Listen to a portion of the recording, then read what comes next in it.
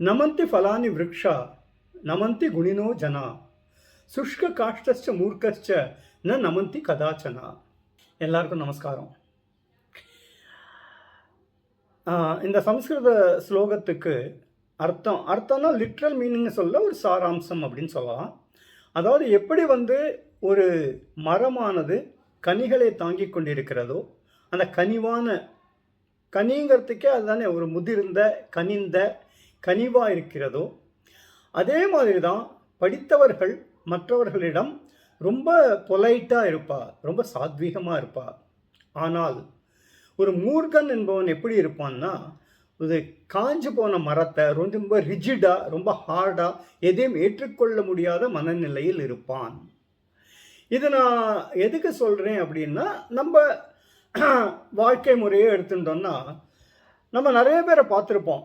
அதாவது half knowledge is dangerous அப்படின்னு சொல்லுவாள். ஸோ எல்லாம் தெரிஞ்ச மாதிரி ஒரு தனக்குள்ளேயே நினச்சிண்டு அதுக்கு தகுந்த மாதிரியே தன்னை கண்டக்ட் பண்ணிட்டு ஆர்கியூ பண்ணிட்டு விவாதத்தில் ஈடுபட்டு இப்படி இருக்கிறவாளை நிறைய பேரை நம்ம பார்த்துருக்கோம். ஆன் த கான்ட்ரரி நிஜமாவே அதாவது நிறைகுடம் தழும்பாது அப்படின்னு தமிழில் சொல்லுவாள். அந்த மாதிரி a person who is really knowledgeable அவள் இந்த மாதிரி சின்ன சின்ன ஆர்கியூமெண்ட்லேயோ சின்ன சின்ன டிபேட்லையோ இல்லை தான் ரொம்ப வசதி வித்யாகிரவங்கிறது வேற, தான் ரொம்ப வசதி அப்படின்னு நினச்சிக்காம யார் என்ன கேட்டாலும் அதுக்கு தகுந்த மாதிரி அவளுக்கு புரியற மாதிரி பதில் சொல்லிட்டு புரிய வச்சு இதை மாதிரிலாம் பண்ணிட்டுருவா. இதுக்கு ரொம்ப பெரிய உதாரணம்.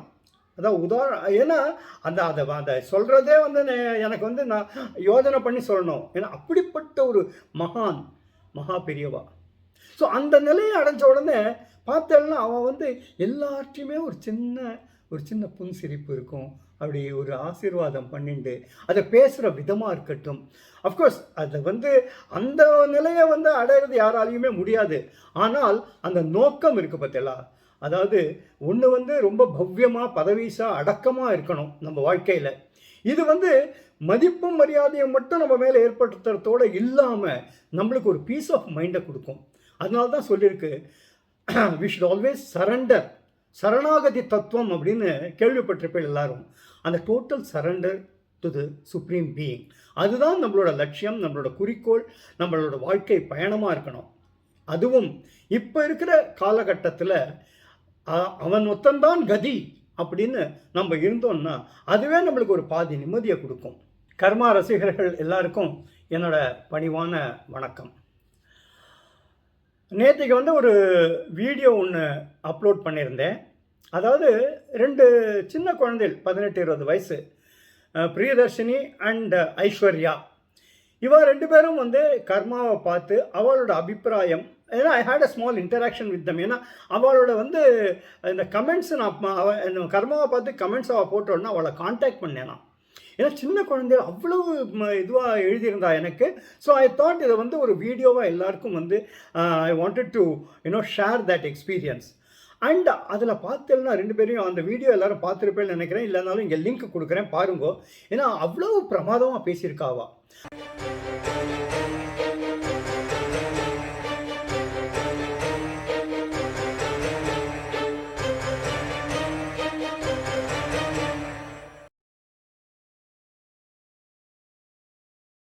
Very good evening to you. Yeah, good evening. Good evening, sir. Yeah. So happy to see both of you. And, okay. I am Aishwarya and she is my sister. Yeah. She is? I am Priyadarshini, sir. நான் ஒரு நாள் Facebook பார்த்திருந்தேன். அப்ப வீடியோஸ்லாம் நிறைய பார்ப்பேன். அப்ப பார்க்கும்போது அந்த ஃபர்ஸ்ட் எனக்கு சஜஷன்ஸ்ல அந்த ருக்கு அவளோட வெட்டிங் சீக்வன்ஸ் வந்தது. சோ அப்ப நான் ஏதோ எதாச்சும் பார்த்தேன். அப்ப எனக்கு இது சீரியல்லாம் தெரியாது. பார்க்கும்போது நல்லா இருக்கே, லைக் ரொம்ப ஓல்டு டைப்ல எடுத்திருக்காளே. ஐ ஆக்சுவலி தாட் இது ஒரு 1990s அந்த மாதிரி கொஞ்சம் எடுத்திருப்பாங்க அப்படின்னு தான் நான் நினைச்சிட்டு வந்தேன். அப்புறம் சரி என்ன அப்படின்ட்டு பேஜ்ல போய் பார்க்க ஒரு எபிசோடா பார்க்கும்போது எனக்கு ரொம்ப இன்ட்ரெஸ்டிங்கா இருந்தது. ஏன்னா எனக்கு இந்த மாதிரி ஓல்டு விஷயம் பார்க்கறது ரொம்ப பிடிக்கும். சோ அதை பார்த்தோன்னா எனக்கு இது செமையா இருக்கேன்னு எனக்கு பயங்கர இன்ட்ரெஸ்ட். நான் ஆக்சுவலி பார்த்ததெல்லாம் நைட் எல்லாம் உட்காந்து பார்த்துருந்தேன், தொடர்ந்து பார்த்தேன், தூங்காம பார்த்தேன். அவ்வளோ எனக்கு இன்ட்ரெஸ்டிங்கா இருந்தது. சோ அப்படியே பார்த்து நான் பார்த்துட்டே இருந்தேன். ஆல்மோஸ்ட் முடிச்சிட்டேன். அதுக்கப்புறம் வந்து எதாச்சும் இவள்கிட்ட நான் ஒரு நாள் சொன்னேன், இத பாருடி நல்லா இருக்கு அப்படின்னு நான் சொன்னேன். அவன் என்னடான்னா பார்க்க ஆரம்பிச்சு எனக்கு முன்னாடி முடிச்சிட்டா அவ. சர்ப்ரைஸே பண்ணிட்டு நான் முடிச்ச அப்பவே அவளுக்கு இன்னும் நிறைய எபிசோட்ஸ் பாக்கி இருந்தது. நான் முடிச்ச அடுத்த அந்த 2ஆம் சாணக்கியன் ஆரம்பிச்சிட்டேன். அந்த டைம்ல அவ பார்த்துன்னு தான் இருந்தா. இப்பதான் நான் முடிச்சேன். அண்ட் நாட் ஓன்லி தட், அதை பார்த்துட்டு எனக்கு இன்னும் 2-3 பேர் வந்து சார் எங்கள் குழந்தைகளையும் இந்த மாதிரி இன்டர்வியூ பண்ணுங்களேன் சார், அவளும் பேசட்டும், ஏன்னா யங்ஸ்டர்ஸுக்கு வந்து இது போய் சேரணும் அப்படின்னு சொன்னால். ஸோ இந்த வீடியோ மூலமாக நான் உங்கள் எல்லாத்தையும் கேட்டுக்கிறது என்னென்னா, இன்கேஸ் உங்களோட குழந்தைகள் அது வந்து பொண்ணாக இருக்கலாம், இல்லை பேரனாக இருக்கலாம், பேத்தியாக இருக்கலாம், டீனேஜர்ஸ் சொல்கிறேன், அவன் வந்து இன்கேஸ் கர்மாவை பார்த்துட்டு இருந்தாள்னா அவளை வந்து என்னோட தொடர்பு கொள்ள சொல்லுங்க. ஏன்னா எனக்கு மெயினாக என்னென்னா, நான் ஏற்கனவே சொல்கிறது பல தடவை சொன்னது தான், உங்களுக்கும் அது வந்து ஆமோதிப்பேள். அதாவது யங்ஸ்டர்ஸுக்கு இந்த விஷயம் போய் சேரணும்.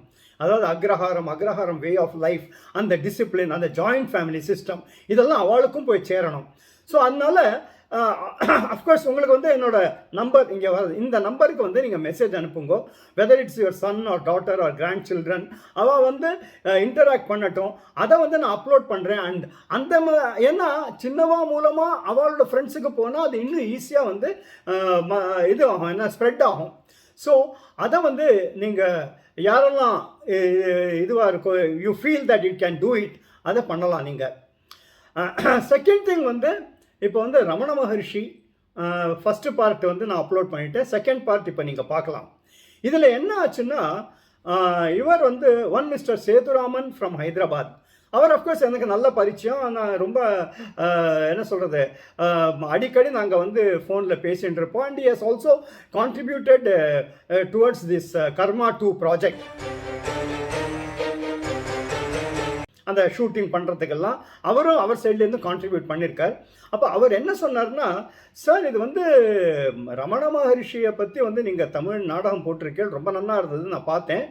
இதை வந்து இன்ஃபேக்ட் ரமண மகரிஷிக்கு வந்து தெலுங்கில் வந்து ஃபாலோவர்ஸ் ரொம்ப அதிகமாக இருக்கா, so why don't you try to dub it in Telugu, ஏன்னா தெலுங்கில் பண்ணினேன்னா நிச்சயமாக இன்னும் நிறைய பேருக்கு இது ரீச் ஆகும், ஏன்னா இது ரொம்ப நல்ல விஷயம், இது எல்லாருக்கும் ரீச் ஆகணும் அப்படின்னார்.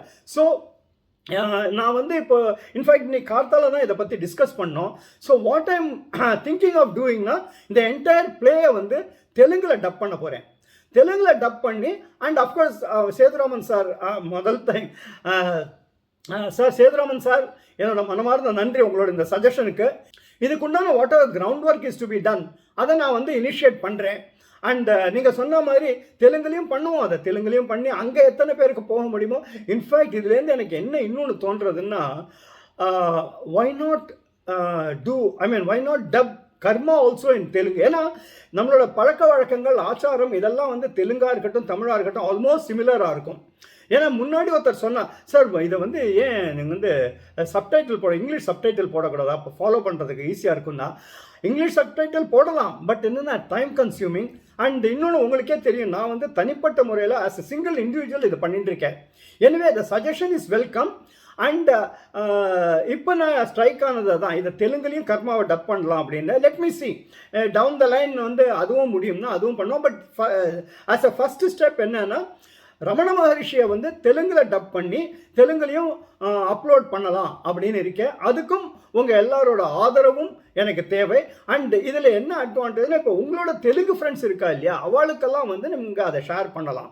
அண்ட் அந்த வந்து அது of course it is going to take some time. ஏன்னா அதுக்கு வந்து ஒரு தெலுங்கில் தெலுங்கு நன்னா தெரிஞ்சவா டிரான்ஸ்லேட் பண்ணணும். அதுக்கப்புறம் அதுக்கு உண்டான டப்பிங் ஆர்டிஸ்ட் எல்லாம் பிடிக்கணும். அஃப்கோர்ஸ் சென்னையிலே வந்து அந்த டப்பிங் ஆர்டிஸ்டே இருக்கா, இதுக்கெல்லாம் தெலுங்கு நன்னா பேசக்கூடியவா, இங்கே செட்டில் ஆனவாள்லாம் இருக்கா.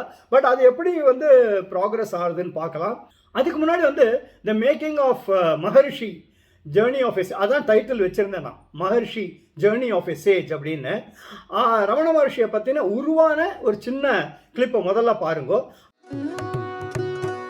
Tapas Productions, Maharshi, Journey of a Sage, a soul-stirring stage play on the life and times of Bhagwan Sri Ramana Maharshi, written and directed by Bombay Chanakya. This is the first time ever that a stage play has been performed on the life of Bhagwan Sri Ramana Maharshi. The stage play, launched in the year 2018, has been performed all over India. It captures the life and times of the Maharshi right from his birth till he attained Mahanirvana in a breathtaking manner with an enlivening and electrifying performance by the artists. Anuradha Sriram, the renowned playback singer, has rendered all the songs in her mellifluous and captivating voice, which would transport the viewers to a state of divinity and devotion. This is one of the high points of the play.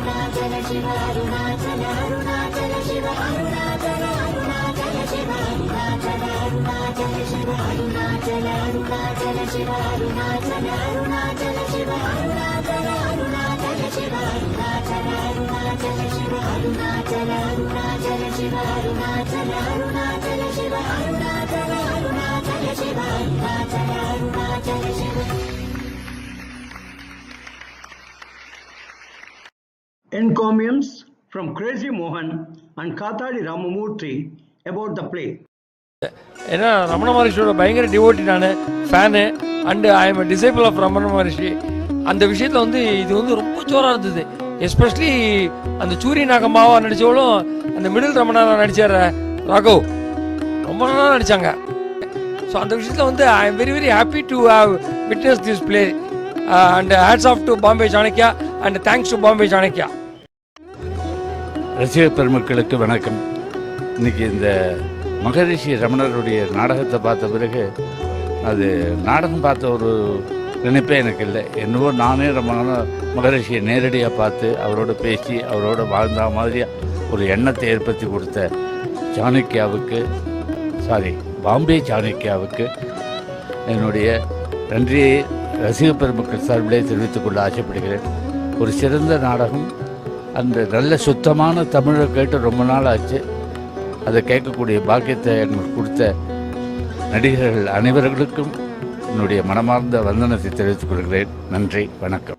The play Maharshi, Journey of a Sage, received standing ovation wherever it was staged and unanimously acclaimed as one of the best biographical accounts on stage in recent times.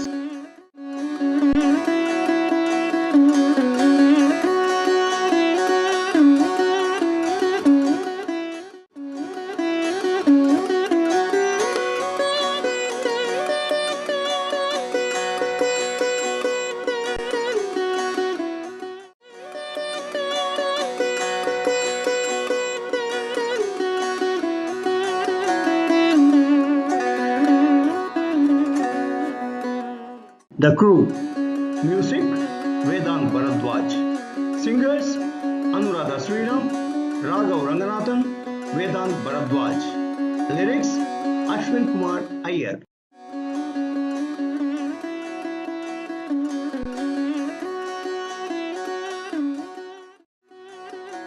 Om Namo Bhagavate Sri Ramanaya. I think the making, of course மேக்கிங்கில் வந்து நான் வந்து ரொம்ப எக்ஸ்டென்சிவாக work பண்ணணும் இதில். அப்புறம் அந்த சேலஞ்சஸை பற்றி சொல்லும்பொழுது நேற்றுக்கு வந்து அந்த லக்ஷ்மியை பற்றி சொன்னேன் தெரியுமா, பசு. அது வந்து அந்த பசுமாட்டை ஸ்டேஜ்லேயே கொண்டு வந்தோம், அந்த மிரண்டு போகாமல் இருக்கணுங்கிற இதை விட இன்னொரு ஒரு பெரிய சேலஞ்ச் எனக்கு இருந்தது. அதாவது ரமண மகரிஷியை பற்றி தெரிஞ்ச எல்லாருக்குமே தெரியும், most part of the time வந்து அவர் வந்து கௌபீனத்தில் தான் இருப்பார். அதாவது சாதாரண தமிழில் சொல்லணும்னா கோமணத்தில் தான் இருப்பார். இப்போ வந்து எனக்கு வந்து இந்த பிளேயில் வந்து 4 ஸ்டேஜ் ஆஃப் ரமணர் காமிச்சேன். அதில் 3 பருவத்தில் இருக்கிற ரமணர் வந்து காமிக்கும்போது அவள் வந்து கௌபீனத்தில் இருக்கணும். நினச்சி பாருங்கோ, ஸ்டேஜில் வந்து கௌபீனத்தோடு அவள் நடிச்சாகணும். அவ்வளோ கூட்டம் இருக்கும், ஆடியன்ஸ் இருப்பா, இவள் அதில் வரணும்.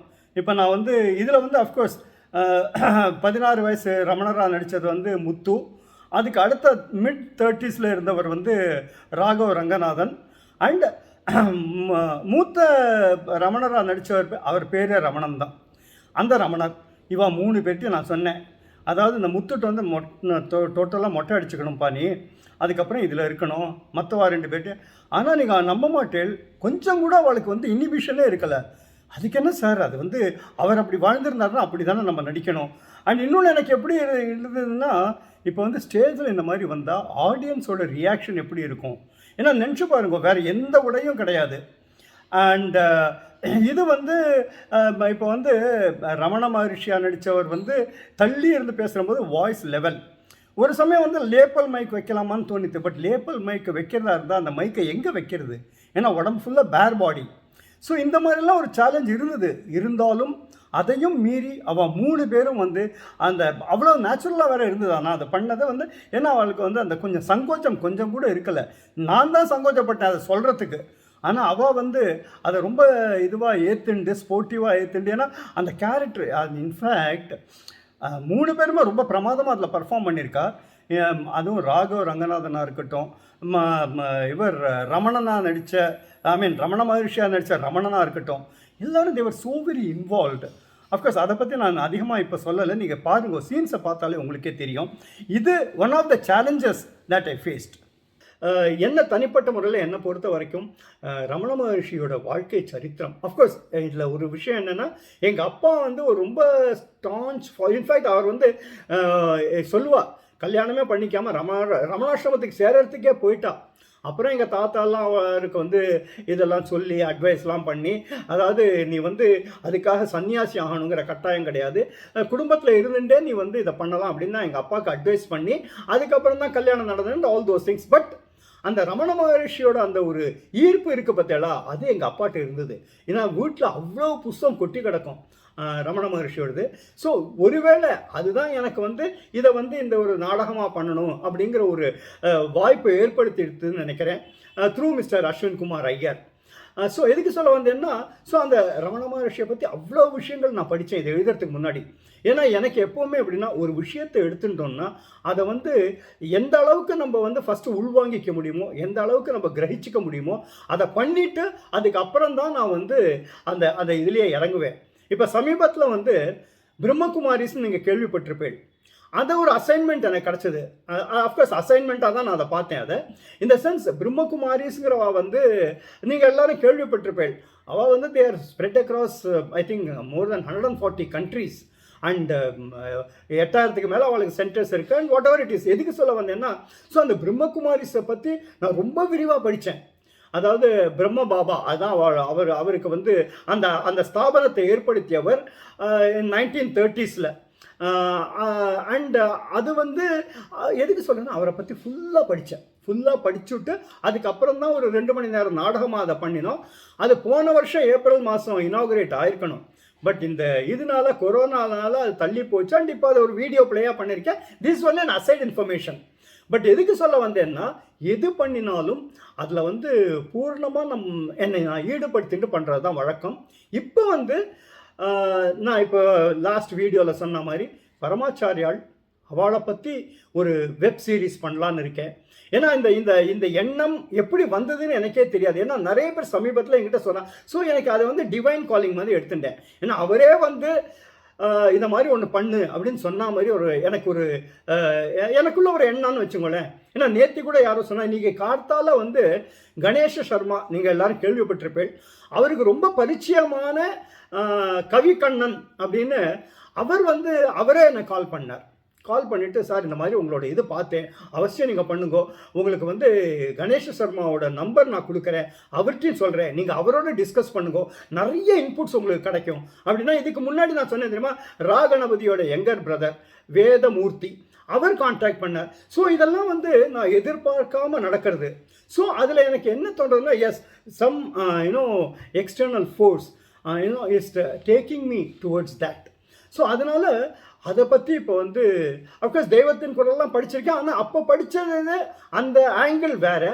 இப்போ நான் அண்ட் இன்னொன்று வந்து என்னென்னா, நான் என்ன நினச்சிட்டு இருக்கேன் அப்படின்னா, பரமாச்சாரியாவை பற்றி பண்ணும்பொழுது நிறைய அஃப்கோர்ஸ் நிறைய பேர் பண்ணியிருக்கா, நிறைய சொற்பொழிவுகள் வந்திருக்கு, நிறைய அனெக்டோட்ஸ் இருக்குது. பட் நான் இப்போ பண்ணும்பொழுது இது எல்லாத்துலேருந்தும் விலகி வேறு மாதிரி ஒரு ப்ரெசன்டேஷன் நினச்சிட்டு இருக்கேன். அண்ட் அஃப்கோர்ஸ் தெய்வ சங்கல்பம் எல்லாமே அது எப்படி இது எப்படி வரப்போகுதுன்னு எனக்கே தெரியாது. ஆனால் ஒன்று மட்டும் திடமாக நான் என் மனசில் நினச்சிட்டு இருக்கிறதுனா, அவசியம் இதை பண்ணணும் அப்படின்னு. ஸோ அது வந்து it will take some time, but I will keep you updated. The second part of Bhagwan Ramana மகர்ஷி அதையும் நீங்கள் பார்க்கலாம்.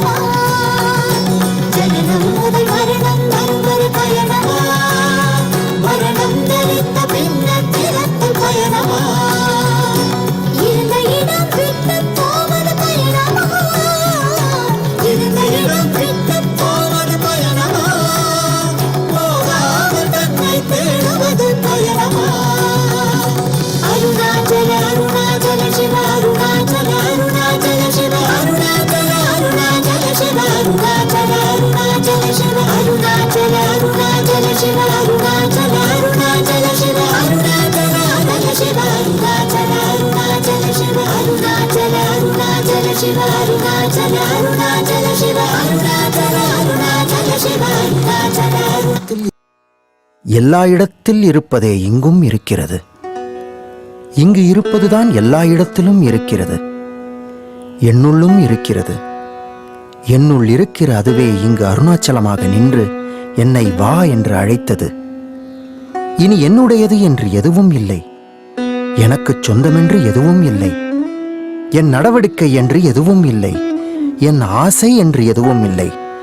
என்னுள் இருக்கிற அது, அந்த அருணாச்சலம் என்னை எங்கு இழுத்துப் போயினும் எனக்கு சம்மதமே. அது செய்யும், ஏதாவது செய்யும். இந்த பிரபஞ்சம் முழுவதும் அது இடையறாது நகர்ந்து கொண்டிருக்கிறது. அது என்னையும் நகர்த்தும், எங்கு வேண்டுமானாலும் நகர்த்திக் கொண்டு போகட்டும்.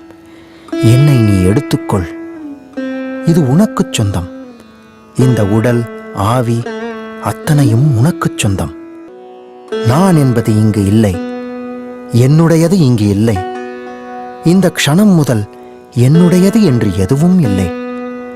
நான் என்பது இந்த உடல் இல்லை, இந்த சரீரத்திற்கும் நான் என்ற எனக்கும் எந்த சம்பந்தமும் இல்லை.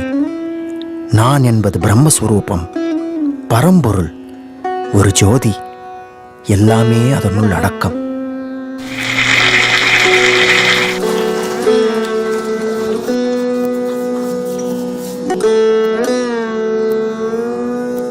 அங்கேருந்து இந்த தேகம் ஒரு 1000 மண்டபத்தை நோக்கி போச்சு. அதை தொடர்ந்து பாதாளலிங்கம், எலுப்ப மரத்தடி, குருமூர்த்தோன்னு எத்தனையோ குன்றுகள், குகைகள்.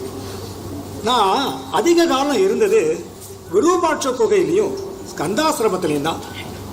அங்கே வந்தடையத்துக்கு முன்னாடி எத்தனையோ தொல்லைகள், என்னெல்லாமோ ஹிம்சைகள்.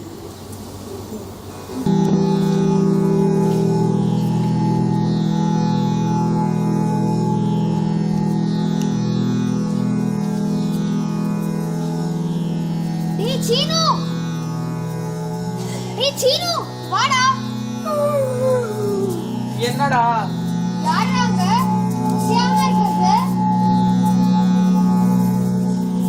டேய், அது வெறும் ஒரு சிலைடா. இல்லடா, சிலை மாத்திரம் இல்ல, மனுஷன்தான். ஆடாம அசையாம இருக்கான். டேய், கிட்டக்கு போய் பார்க்கலாமாடா? வேணாண்டா, பயமா இருக்குடா. டேய், அப்போ ஒண்ணு பண்ணலாம், கல் எடுத்து அடிக்கலாம். அடிச்சா வலிக்கும், எப்படியும் ஒரு அசைஞ்சு கொடுப்பான். அதுலயே நம்மளுக்கு தெரிஞ்சு போயிடும் மனுஷனா இல்லையான்னு. டேய், அடிக்க மாட்டானா? ஓடிடலாம். ஏய் பயந்தாங்குழி. ஏய் இரு நான் அடிக்கிறேன் இரு. வாடாவே இல்ல. டேய் வாடாண்டா. டேய் வாடாண்டா. என்னடா அவன் அடிச்சு கொஞ்சம் கூட அசையவே இல்லை.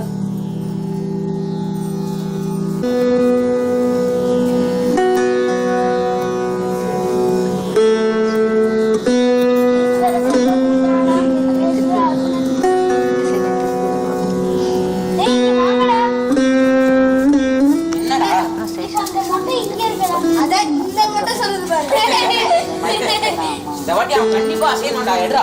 அதுக்கு முன்னாடி ஒரு சீன் இருந்தது அவர் சொல்றதுக்கு முன்னாடி அதுக்கப்புறம் அசையவே இல்லை. திருப்பி இன்னொரு வாட்டி எடுத்து அடி.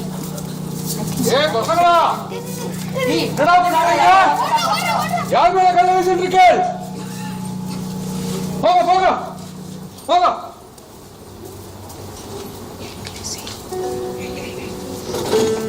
பழனிசாமி, மௌனசாமி, இங்க வாங்க. அங்க பாதாளலிங்க பக்கத்துல யாரோ உட்கார்ந்து இருக்க மாதிரி இருக்கு. என்ன எதுன்னு பாருங்க.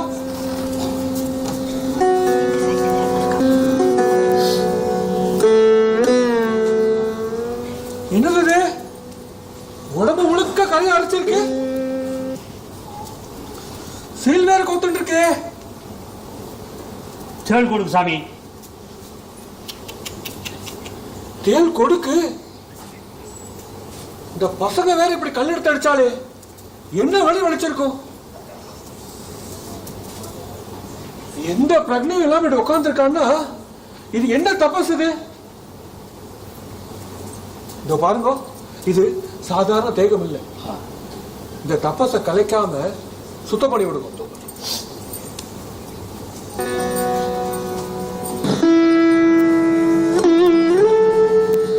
உங்களுக்கு ஒரு விஷயம் தெரியுமா? திருவண்ணாமலைக்கு வந்து 4 மாசத்துக்கு அப்புறம் தான் யாரோ கட்டாயப்படுத்தி எண்ணெய் தேய்ச்சி சீக்கா போட்டு இந்த உடம்ப குளிப்பாட்டினா. அதுக்கப்புறம் 1 வருஷத்துக்கு குளியலே இல்லை. அன்பு தொல்லைகளை சமாளிக்கிறது கஷ்டமாயிடுது. மற்றவாளுக்கு அமைதி இல்லாததுனால அமைதியா இருக்கணும்னு நினைக்கிறவாளை கூட அமைதியா இருக்க விட மாட்டான். இந்த சமயத்துல தான் பழனிசாமி வந்தார்.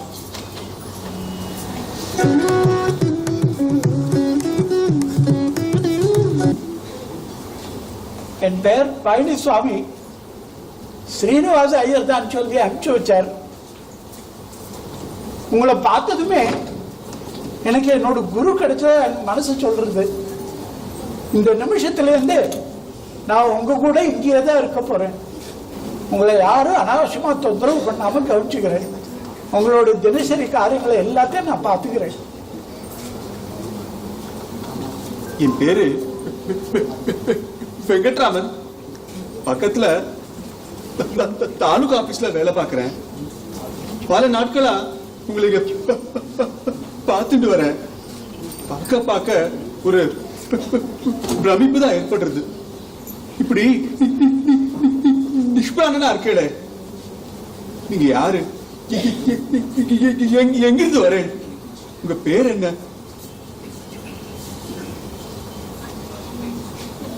நீங்க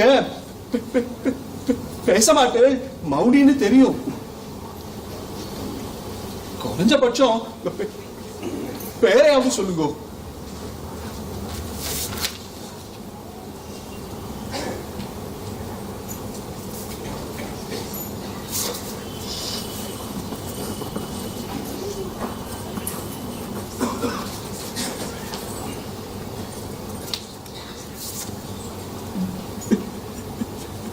வெங்கட்ராமன், திருச்சுழி. வெங்கட்ராமன், திருச்சுழி. அது எங்க இருக்கு? திருச்சுழி. அதுக்கப்புறம் ஒரு விஷயங்க. 1898 டிசம்பர் மாசம் பிராமணசாமி பவளக்குன்றுல இருக்காரு. யாரெல்லாமோ வந்துட்டு போயிட்டு இருக்காங்க. அவரோட ஒரு சில டிசைபிள்ஸ் அவர் கூடவே இருக்காங்க. அப்பதான் ஒரு எதிர்பாராத சம்பவம் நடந்தது. கிட்டத்தட்ட 2 வருஷ பிரிவுக்கு அப்புறம் அவங்க அம்மாவும் அண்ணாவும் அவரை தேடி வந்தாங்க.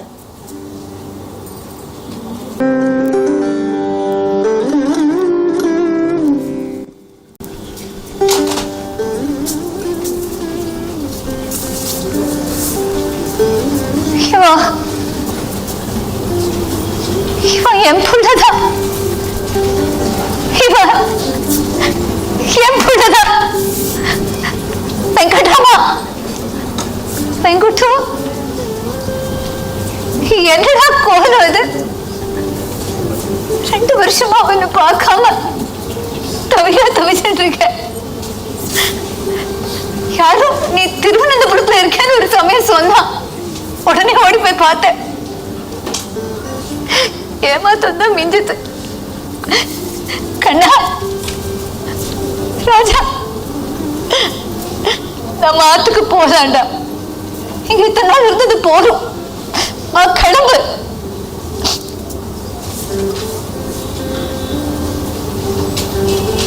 ஏன்டா எதுவுமே பேச மாட்டேங்கிற? யாருன்னு தெரியலையா உனக்கு? அம்மாடா, பாரு யாரு வந்திருக்கா பாரு. நாகசாமி, நாங்க 2 பேரும் அடிச்சு கட்டின்னு ஓடி வந்திருக்கோம். உன்னை பார்க்கணும், உன் கூட பேசணும், நம்ம ஆத்துக்கு உடனே கூட்டின்னு போகணும்னு ஆசையா ஓடி வந்திருக்கோண்டா. இப்படி நீ பேசாம இருந்தா என்ன அர்த்தம்? சித்தப்பா தான் சொன்னா நீங்க இருக்கிறதா. அந்த க்ஷணத்துல இருந்து மனசு பதவதைக்க ஆரம்பிச்சது. உடம்பெல்லாம் நடுக்கிட்டு